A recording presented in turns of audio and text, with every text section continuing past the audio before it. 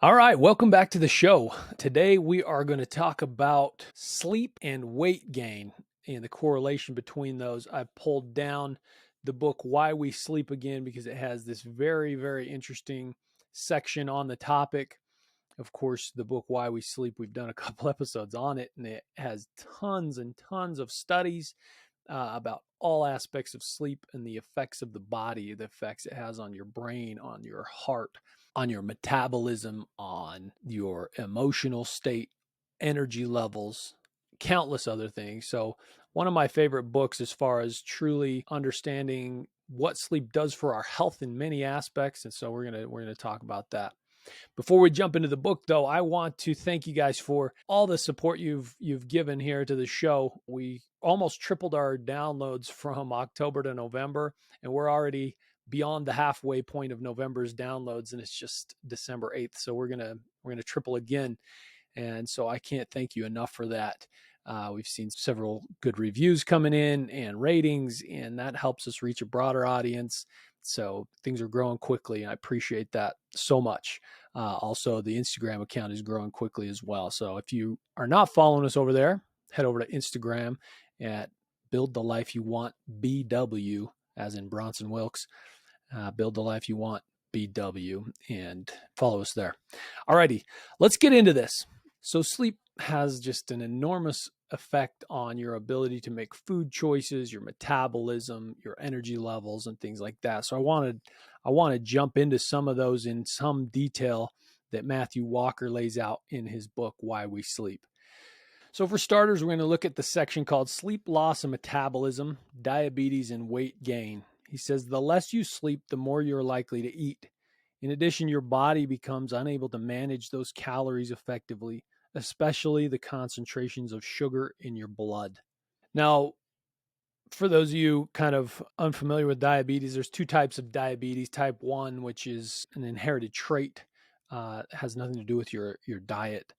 And then there's type 2 diabetes, which can have genetic markers as well, but also is associated with your lifestyle.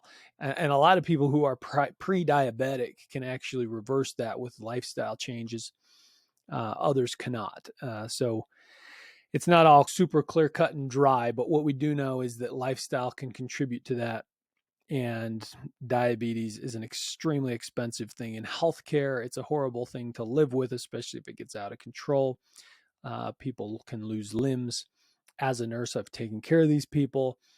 I actually had a patient crash at lunchtime, literally fell right over in her food, and we had to pull her out of the dining room and hurry and pull out the emergency kit and give her quick glucose injections and things to try and bring her back. Luckily, she did come out of it, but her blood sugar reading was as close to death as you can get. So it was pretty wild.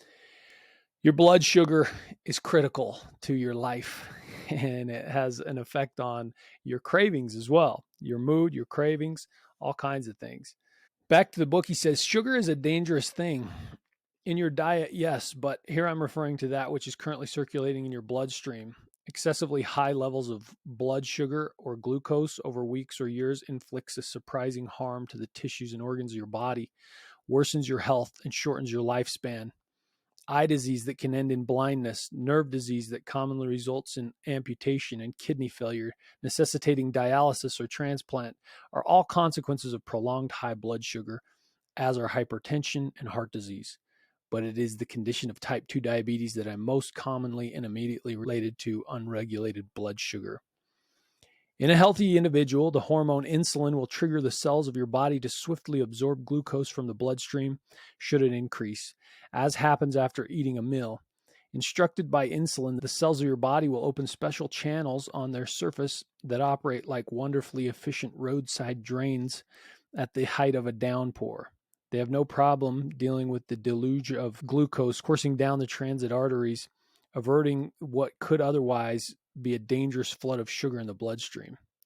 If the cells of your body stop responding to insulin, however, they cannot efficiently absorb glucose from the blood, similar to roadside drains that become blocked or erroneously closed shut. The arising swell of blood sugar cannot be brought back down to safe levels.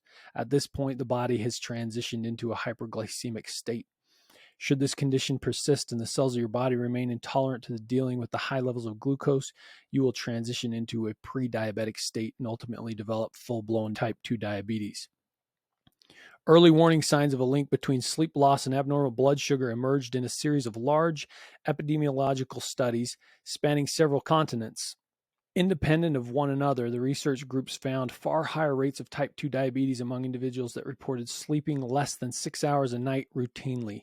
The association remained significant even when adjusted for other contributing factors such as body weight, alcohol, smoking, age, gender, race, and caffeine use.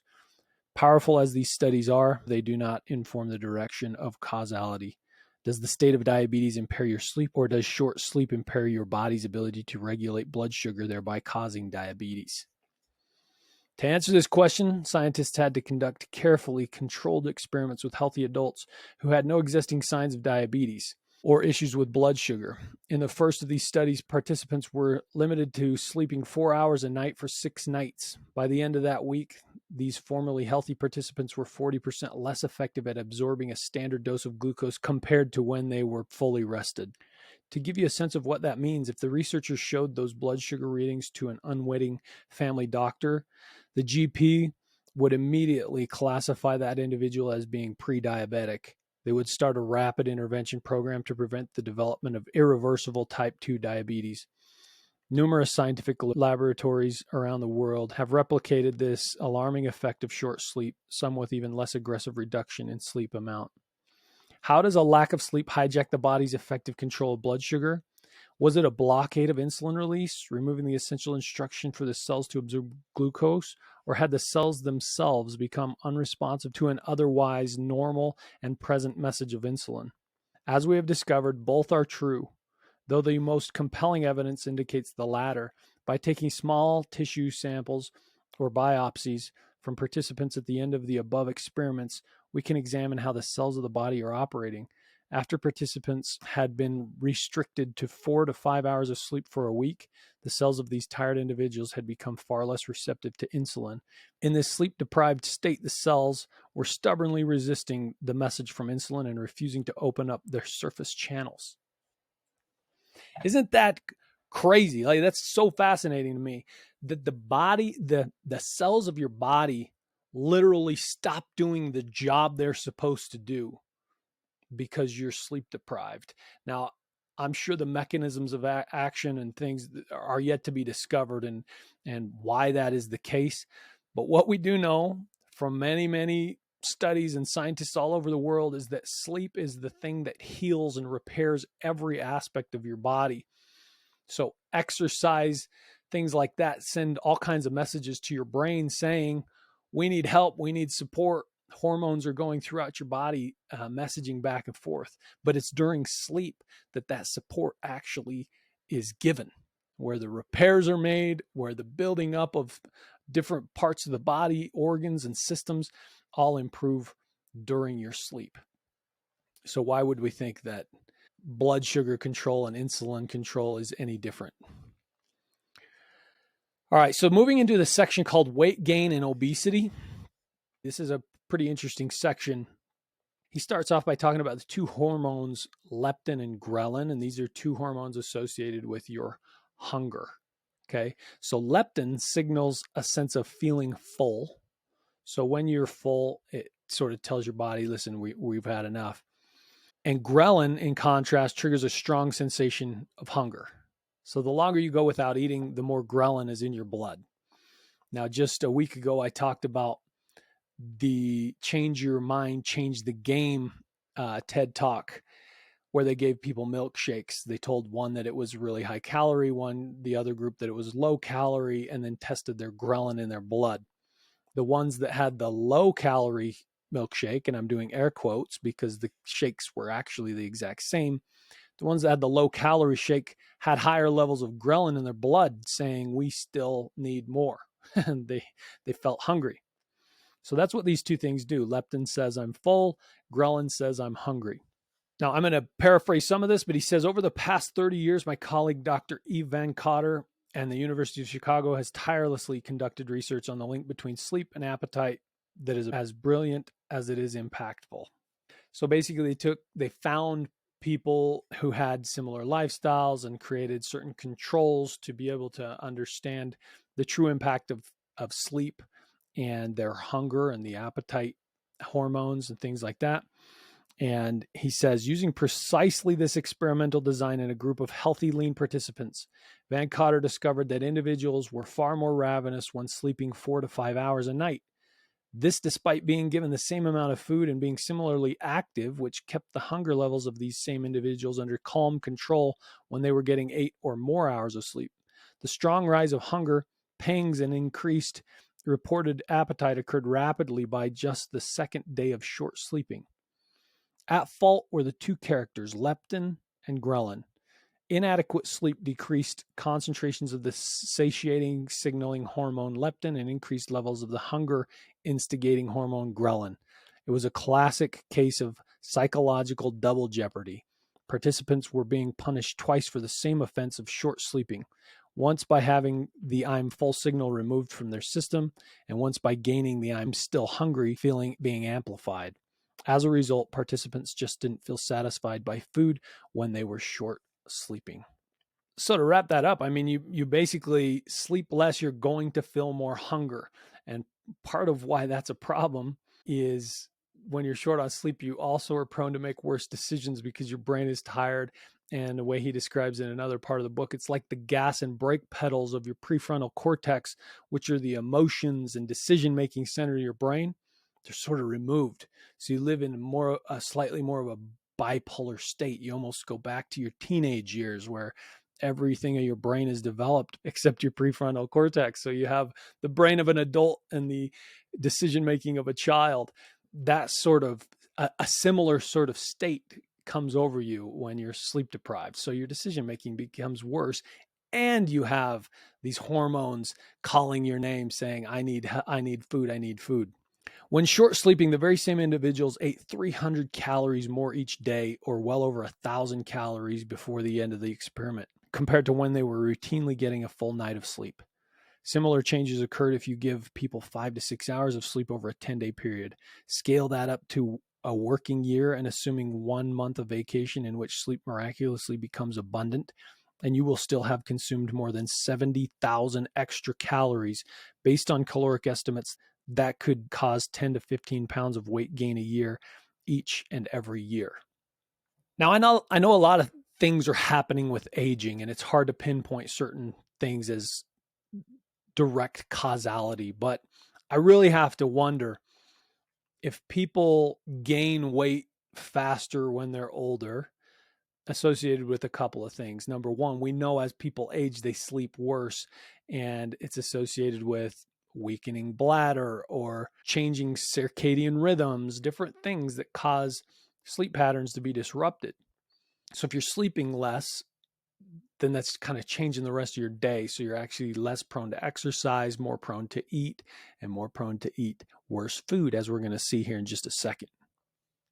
Of relevance to this behavior is a recent discovery that sleep loss increases levels of circulating endocannabinoids, which, as you may have guessed from the name, are chemicals produced by the body that are very similar to the drug cannabis. Like marijuana use, these chemicals stimulate appetite and increase your desire to snack, otherwise known as having the munchies. Combine this increase in endocannabinoids with alterations in leptin and ghrelin caused by sleep deprivation, and you have a potent brew of chemical messages all driving you in one direction: overeating. Some argue that we eat more when we are sleep deprived because we burn extra calories when we stay awake. Sadly, this is not true. In the sleep restriction experiments described above, there are no differences in caloric expenditure between the two conditions. Take it to the extreme by sleep depriving an individual for 24 hours straight, and they may only burn an extra 147 calories relative to a 24-hour period containing a full 8 hours of sleep. Sleep, it turns out, is an intensely metabolically active state for brain and body alike. Pretty wild, right? And actually, I just read in this other book called The Brain, which is going to be the next podcast, that your brain expends about 20% of all calories you burn in the day. And since in sleep, we have a dream state where our brain is reorganizing thoughts, rerunning the day's activities, and deciding what is important and not important, sleep is actually a fairly high calorie event. Making matters worse, the less an individual sleeps, the less energy he or she feels they have, and the more sedentary and less willing to exercise they are in real-world settings. Inadequate sleep is the perfect recipe for obesity. Greater calorie intake, lower calorie expenditure. Weight gain caused by short sleep is not just a matter of eating more, but also a change in what you binge eat. Looking across the different studies, Van Cotter noticed that cravings for sweets like cookies, chocolate, and ice cream, heavy-hitting carbohydrate-rich foods like bread and pasta, and salty snacks such as potato chips and pretzels, all increased by 30 to 40% when sleep was reduced by several hours each night. So you start to have these cravings for junk food along with that itch to eat more. You're going to struggle all day with a sense of hunger. You're going to have cravings for particularly carbohydrate and sugary rich foods, which tend to pack on the calories. We discovered that supervisory regions in the prefrontal cortex required for thoughtful judgment and controlled decisions had been silenced in their activity by a lack of sleep. In contrast, the more primal deep brain structures that drive motivations and desire were amplified in response to the food images. This shift to a more primitive pattern of brain activity without deliberative control came with a change in the participants' food choices. High-calorie foods became significantly more desirable in the eyes of the participants when sleep-deprived. Further down, he says, south of the brain, we are also discovering that plentiful sleep makes your gut happier. Sleep's role in redressing the balance of the body's nervous system, especially its calming of the fight or flight sympathetic branch, improves the bacterial community known as your microbiome, which is located in your gut. Okay, so up to this point, we've found out that sleep messes with your brain and decision making. It messes with the hormones leptin and ghrelin, which cause you to feel hungry and a lack of satisfaction, causes you to crave high carbohydrate and sugary foods, has impacts on your sympathetic nervous system and gut biome. Okay, so moving on, they did some studies on people in weight loss programs. Some were sleep deprived and others were not. He says, although weight loss occurred under both conditions, the type of weight loss came from very different sources. When given just 5.5 hours of sleep opportunity, more than 70% of the pounds lost came from lean body mass, muscle, not fat. Switch to the group offered 8.5 hours time in bed each night, and a far more desirable outcome was observed, with well over 50% of weight loss coming from fat while preserving muscle. When you are not getting enough sleep, the body becomes especially stingy about giving up fat. So it's as if your body is in a state of famine, saying, like, we are going to starve to death. That's why we're staying up all night trying to find food. We need to pack on the calories and go hibernate. Like, that is what it appears to me is the state of the body when you're sleep deprived as it pertains to food. So the next section in the book is going on sleep loss in the reproductive system. So not having to do with weight loss, so I'm going to leave it there, but a very interesting chapter as well. So I kind of glossed over the part that Matthew Walker describes in people being less willing to actually exercise when they're sleep deprived because their energy is sort of sapped. And of course, it correlates with all the other factors we just talked about. When your body's in that state of feeling famine or something, that you are trying to preserve calories, well, you're not gonna be willing to put in exercise, and exercise happens to stimulate all kinds of other hormones that help you feel happy, satisfied, energetic, increases testosterone, all kinds of things that turn out to be health promoting. And so, you're not only struggling with all these food factors and worse gut biome and all that, but your energy and willingness to do the things that also promote health when awake is decreased dramatically. So anyway, so I hope you guys got a little bit of value out of this, that sleep is a critical piece of staying healthy, but specifically as it relates to your body weight, your diet, and your energy throughout the day. So if you got some value out of this, please do me a favor, go leave a review and a rating on this podcast, share it, help us reach a broader audience. I appreciate you guys being here. We'll catch you on the next one.